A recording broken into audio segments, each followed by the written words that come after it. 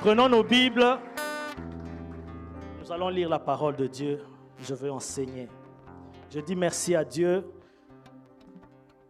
pour cette journée. Et je dis merci à l'homme de Dieu, notre papa, pour l'opportunité qu'il m'accorde encore de parler devant son peuple. Dieu est bon pour nous. Prenons la Bible dans nous allons lire, Jean chapitre 17 et le verset 3. Bon, on va commencer à partir du verset 1, mais notre verset se trouve au verset 3.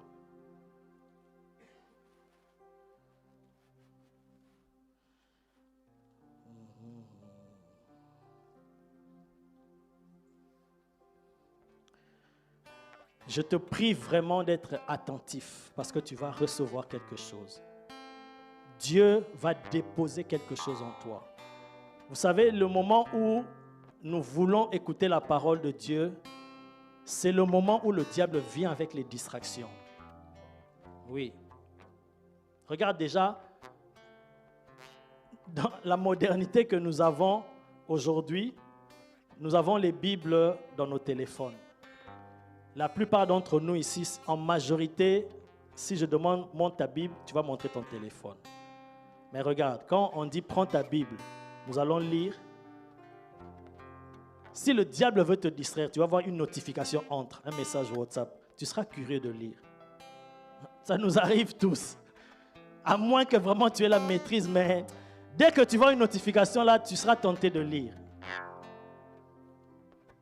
Et tu risques de lire un message qui te gâche l'humeur et tu passes à côté de la parole de Dieu. Parfois, tu peux sentir le sommeil, ça vient juste en ce moment. Mais honnêtement, c'est naturel. Pourquoi? Parce que pendant l'adoration, pendant la louange, tu es actif. Tu chantes, tu loues. Tu es en mouvement.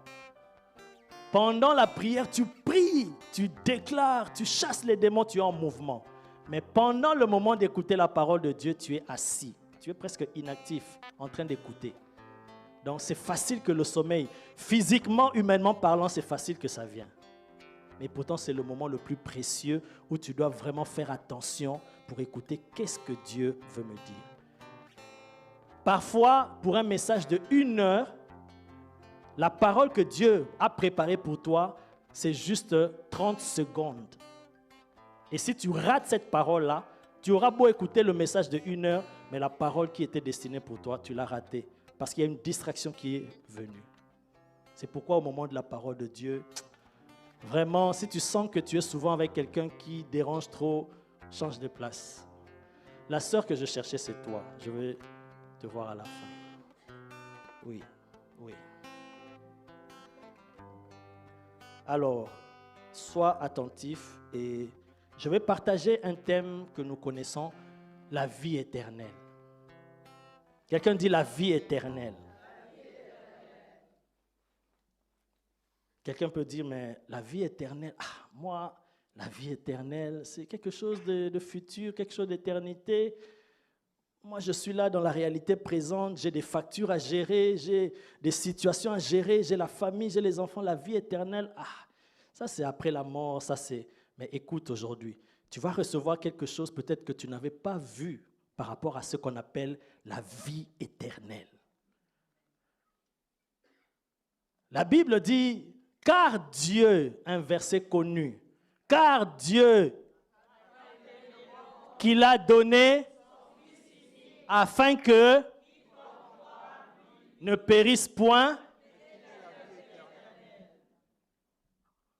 qu'il ait la vie éternelle. Et nous allons apprendre aujourd'hui qu'est-ce que c'est que la vie éternelle. Si tu sais déjà, mais ce que Dieu a mis dans mon cœur aujourd'hui, ça va te donner encore un plus. Ça va rajouter quelque chose en toi. Lisons Jean chapitre 17, verset 1 jusqu'au verset 3.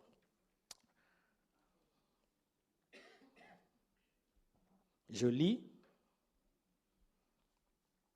Après avoir ainsi parlé, Jésus leva les yeux au ciel et dit, « Père, l'heure est venue, glorifie ton Fils, afin que ton Fils te glorifie.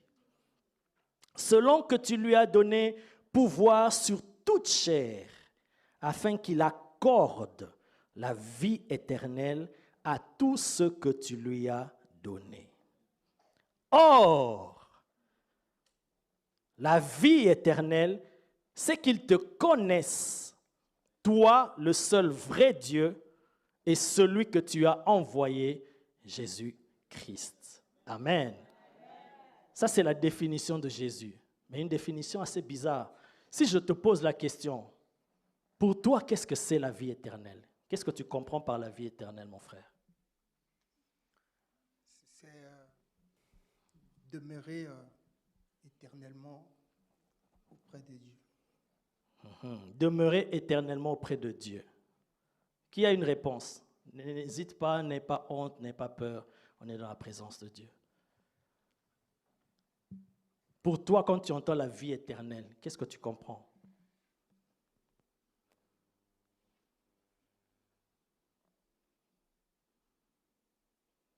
La vie éternelle. C'est une notion qu'on entend. J'ai donné le verset le plus populaire ici. Vous voyez qu'on a répété le verset. Et on parle de la vie éternelle. Alors, c'est quoi la vie éternelle?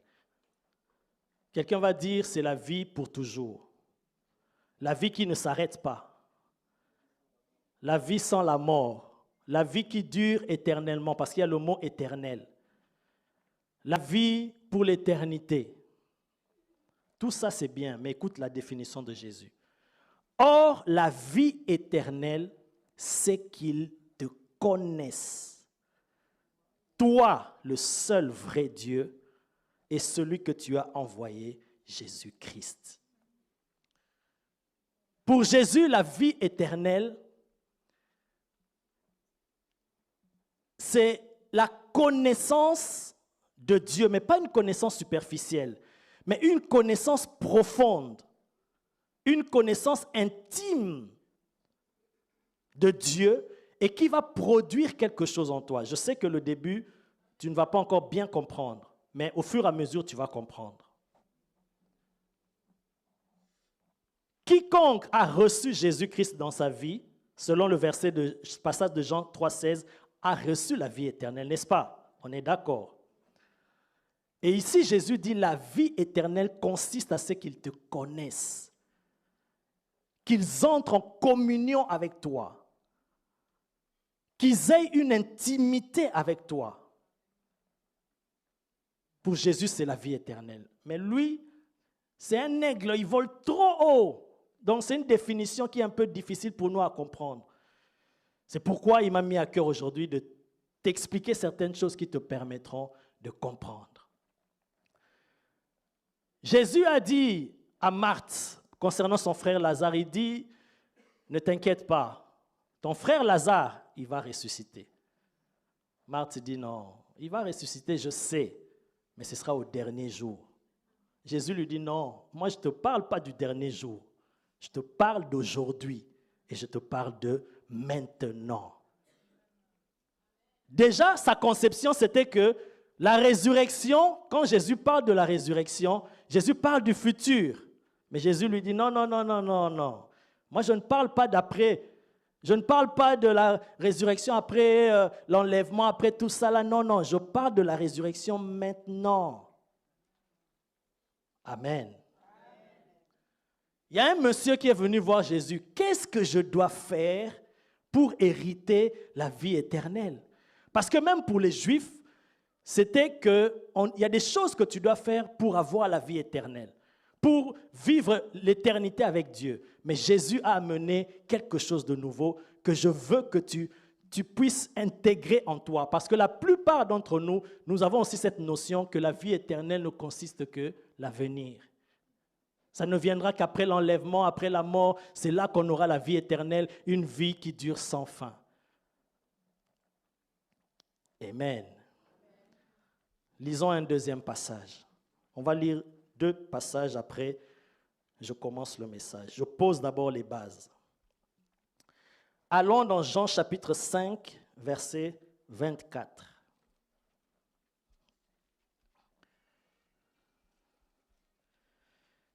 Jean chapitre 5, le verset 24.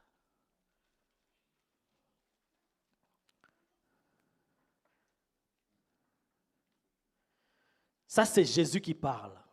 Jean chapitre 5, verset 24. En vérité, je vous le dis, vous connaissez le maître quand il dit en vérité, de toute façon, tout ce qui sort de sa bouche n'est que vérité. Mais quand il commence par dire en vérité, ça veut dire ce qu'il va déclarer après là, prenez ça au sérieux. Parce que c'est quelque chose de scellé, d'arrêté et quelque chose qu'on ne peut même pas discuter sur ça. Il dit en vérité, je vous le dis, celui qui écoute ma parole et qui croit à celui qui m'a envoyé aura la vie éternelle. C'est ça dans vos Bibles? Oh, qui a dit Amen? Ah, voilà. Qu'est-ce qu'il a dit dans ta Bible?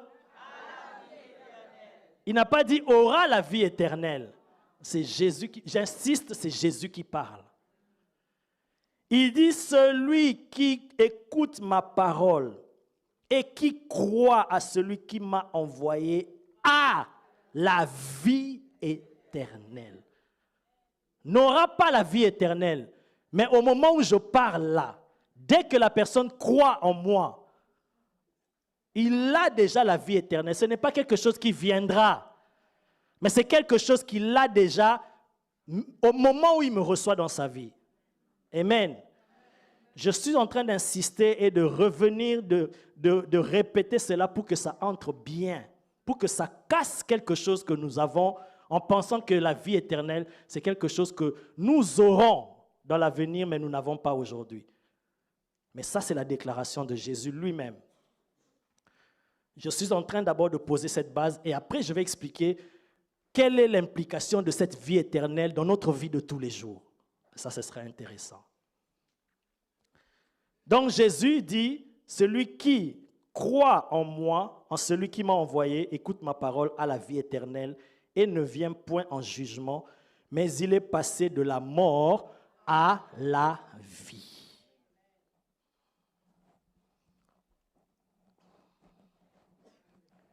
Alléluia. Lisons cela dans la version Bible Sommaire. Qui a la version Bible Sommaire dans ton application? Darlene, prends le micro, lis. Le même verset dans version Sommaire.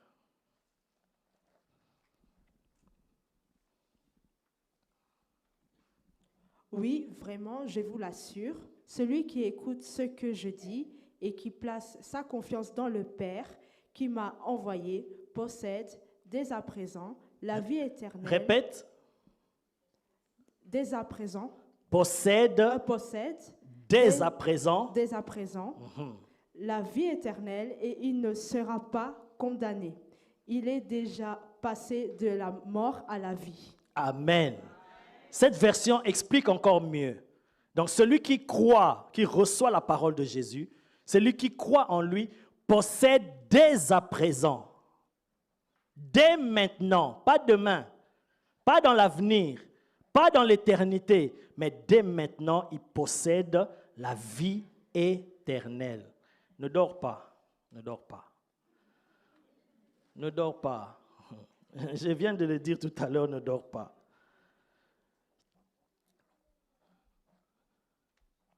Parce que moi, je suis ici devant, je vois. Ne dors pas. Dans cette version, on comprend encore mieux ce que je viens de dire. Il possède dès à présent la vie éternelle. Lisons un dernier passage, après nous allons couler. 1 Jean chapitre 5, à partir du verset 11. Là, c'est l'apôtre Jean qui parle. 1 Jean chapitre 5, à partir du verset 11 jusqu'au verset 14. Je lis.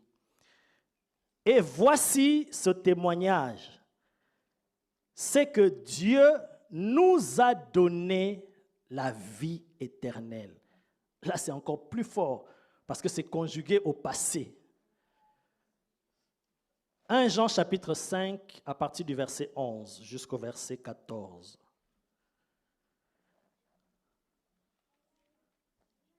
C'est que Dieu nous a donné la vie éternelle et que cette vie est dans son Fils.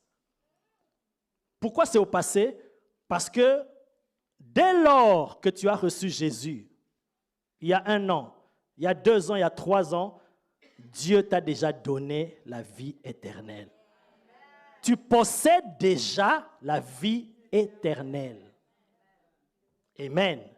Donc mets ça dans ta tête déjà, commence à corriger cette erreur-là, de penser que quand on parle de la vie éternelle, c'est une vie qui va venir. C'est une vie future, une vie qu'on aura dans l'éternité quand on sera ensemble avec Dieu. Ce n'est pas ça. C'est une vie qui commence maintenant, dès à présent, et qui va continuer jusque dans l'éternité. Et nous allons voir tout à l'heure l'implication de cela dans la vie de tous les jours. Je lis verset 12. Celui qui a le Fils aura la vie. C'est ça? Celui qui a le Fils, celui qui a le Fils a la vie. Celui qui n'a pas le Fils de Dieu n'a pas la vie. Je vous ai écrit ces choses afin que vous sachiez que vous avez la vie éternelle. Vous qui croyez au nom du Fils de Dieu. Waouh! Oh, j'aime la parole de Dieu. Quelqu'un peut acclamer pour la parole de Dieu.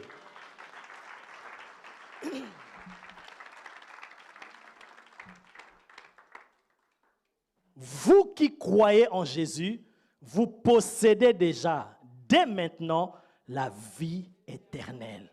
Amen. Retiens ça, que la vie éternelle, tu ne l'auras pas. La vie éternelle, tu l'as déjà, dès l'instant que tu as reçu Jésus. Elle est en toi, mais c'est une vie extraordinaire. Et comme tu n'as pas conscience, si tu n'as pas conscience, il y a quelque chose de merveilleux qui somnole en toi, dont tu ne t'en sers pas et tu n'es pas conscient. Et le diable profite de notre ignorance pour régner sur nous. Voilà pourquoi la Bible dit, mon peuple est détruit, mon peuple souffre, mon peuple périt parce qu'il lui manque la connaissance. Pas parce que le diable est fort, pas parce que les démons sont forts, pas parce que les liens de famille sont forts. Le peuple de Dieu, s'il souffre, parce que Dieu dit mon peuple, ça veut dire que c'est le peuple de Dieu. S'il arrive parfois que nous souffrons, et très souvent, c'est par ignorance de certains principes du royaume de Dieu. Nous avons déjà en nous la vie éternelle. Amen. Nous avons en nous la vie éternelle. Alléluia. Dieu est bon. Merci Seigneur pour ton esprit qui est à l'œuvre, qui est en train de travailler dans nos esprits, de retirer quelque chose et de faire entrer quelque chose pour que nous puissions connaître. Merci Père, dans le nom de Jésus. Qu'est-ce qu'est donc la vie éternelle? Jésus dit, c'est qu'ils te connaissent, c'est qu'ils entrent en communion avec toi. C'est une chose de recevoir Jésus dans sa vie, c'est une autre chose de vivre Jésus-Christ dans sa vie. Souvenez-vous de l'histoire de Jésus dans la barque. Jésus était bel et bien dans la barque avec les disciples, mais il dormait. Donc Jésus peut être dans ta vie. Jésus peut se retrouver dans ta vie parce que tu l'as reçu, tu l'as invité, il est venu. Mais est-ce que tu lui as laissé l'espace de s'exprimer dans ta vie? Est-ce que tu as laissé que Jésus, qui est la vie éternelle, parce qu'il y a des versets, je ne vais pas vous bourrer des versets, mais il y a des versets où tu comprends que cette vie éternelle-là, c'est Jésus lui-même. C'est lui-même. Il est dans ta vie, mais il n'est pas opérationnel. Et tu ne vis pas la présence de Dieu. Tu ne vis pas les bénéfices de la présence de Dieu en toi, bien qu'il est en toi. C'est l'ignorance. Et qu'est-ce qui va activer cela? C'est la prise de conscience, que tu comprennes. La vie éternelle, c'est qu'ils te connaissent, toi, le seul vrai Dieu, et le Fils, celui que tu as envoyé. Quand tu entres dans la communion avec Christ, quand tu entres dans l'intimité avec Christ, il y a quelque chose qui va naître en toi. Il y a quelque chose que tu vas vivre en toi. Il y a des choses qui vont se passer en toi. C'est que cette vie éternelle-là produit ou manifeste. Je commence. Ceux qui expérimentent ce type de vie, déjà dès à présent, comme je vous ai dit, la première partie, je voulais d'abord poser des bases pour qu'on comprenne que la vie éternelle, ce n'est pas quelque chose qui viendra, c'est quelque chose qu'on commence à vivre maintenant et jusque dans l'éternité. Aujourd'hui, la vie éternelle, quand tu l'as, en quoi cela consiste? Quand tu vis avec Christ, quand tu vis dans la communion avec Christ, ça veut dire tu es censé manifester le style de vie que Christ a manifesté sur la terre.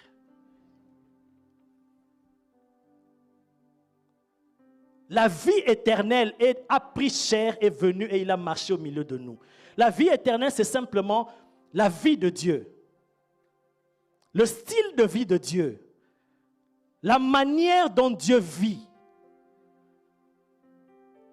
Comment Dieu se comporte, sa nature, sa capacité, sa force, sa gloire, sa richesse. C'est toutes ces choses qui sont dans ce qu'on appelle la vie éternelle ou la vie de Dieu. Quand tu reçois Jésus, ces choses viennent habiter en toi et ça dort. Il faut réveiller. C'est une vie où la gloire de Dieu en toi doit se manifester et se refléter. C'est une vie où la force de Dieu, la capacité de Dieu, la connaissance de Dieu, l'intelligence de Dieu, la richesse de Dieu, la grandeur de Dieu, elle doit se manifester en toi. Ne dors pas. Ne dors pas.